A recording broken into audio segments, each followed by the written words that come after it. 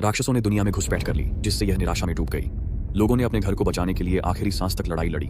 उन बहादुर आत्माओं में से एक इस कहानी का नायक था कार्क्सिलियन लेव वैंडियन, जिसने खतरे के खिलाफ उतनी ही क्रूरता से लड़ाई लड़ी। कई वर्षों तक वह अनगिनत राक्षसों से लड़ता रहा, केवल अपनी एकमात्र तलवार से लाशों का ढेर लगाता गया और उसके दिल में डर का नामोनिशान तक नहीं था। फिर आखिरकार वह दिन आया जब उसने आरोन के सौतेले भाई से लड़ाई की। वो कमीना वाकई बहुत टेढ़ी खीर था। लड़ाई बेहद भयानक थी, लेकिन आखिरकार उसने उस हरामी को भी गिरा दिया। युद्ध के बाद वह खुद भी मौत के आगे झुक गया, लेकिन किस्मत को कुछ और मंजूर था। उसकी आत्मा जब शून्य में भटक रही थी, तब उसकी मुलाकात एक लड़के से हुई जो पृथ्वी ग्रह से आया था। उस लड़के का नाम साउड ओजोन था, जो किसी अज्ञात कारण से मौत के कगार पर था। मरने से पहले वह वैंडियन से एक साधारण अनुरोध करना चाहता था, लेकिन वैंडियन ने तो उसकी बात सुने बिना ही तुरंत मना कर दिया। आखिरकार भाई तो बस शांति से मरना चाहता था।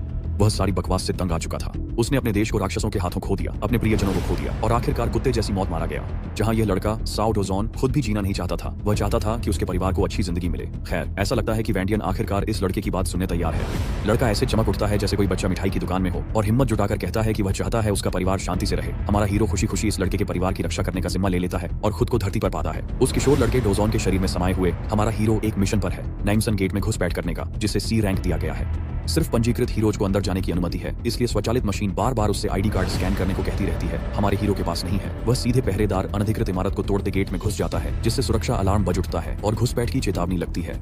अंदर पहुंचने के बाद वह इधर उधर घूमने लगता है ताकि कोई राक्षस मिल जाए जिसे वह धूल चटा सके। तभी उसकी मुलाकात हीरोज की एक पार्टी से होती है। ऐसे लोग जिनके पास आधिकारिक लाइसेंस और वहां रहने की अनुमति है। वे मान लेते हैं कि हमारा लड़का कोई खोया हुआ बंदा है और उसे बाहर का रास्ता दिखाने की पेशकश करते हैं, खासकर क्योंकि वे खुद भी बाहर की ओर जा रहे हैं। डोजोन चुप रहता है, जिससे थोड़ा अजीब माहौल बन जाता है। यहाँ तक कि ये हीरोज समझ जाते हैं कि कुछ गड़बड़ है। वह आम कपड़े पहने हैं और बिल्कुल हीरो नहीं दिखता। बेशक आजकल पोर्टर कैजुअल कपड़े पहनते हैं, लेकिन हमारे लड़के का पहनावा हद से ज्यादा साधारण है। और उसकी पीठ पर टंगे बैग का क्या?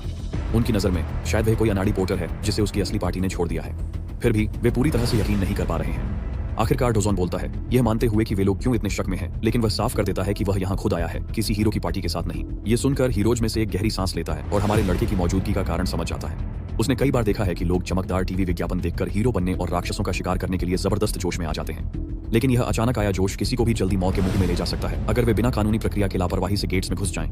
सबसे पहले आपको हीरो के रूप में प्रमाणित होना पड़ता है, फिर आपको ट्रेनिंग और टेस्टिंग से गुजरना होता है। यह गेट सी रैंक का है। अगर आप अभी अपना करियर शुरू कर रहे हैं तो बेहतर होगा कि आप पहले कोई एफ रैंक गेट ढूंढें, वरना अपनी जान गंवा बैठेंगे।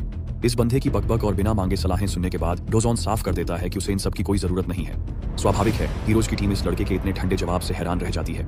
आखिरकार वे तो बस मदद ही करना चाह रहे थे, तो वे थोड़े नाराज हो जाते हैं, लेकिन लीडर अपने साथियों को शांत रहने के लिए कहता है, अगर उस लड़के को मदद नहीं चाहिए तो ठीक है, उसे उसके हाल पर छोड़ दो। लीडर को पूरा भरोसा है कि यह लड़का आखिरकार खुद ही सीख जाएगा कि जब कोई समझदार इंसान कुछ कह रहा हो तो कान बंद नहीं करने चाहिए। वे उम्मीद करते हैं कि वह खुद जान लेगा कि ये गेट्स कितने बेरहम होते हैं, टीवी शोज की तरह नहीं, जो हीरो बनने को किसी मसीहा के अवतार जैसा दिखाते हैं।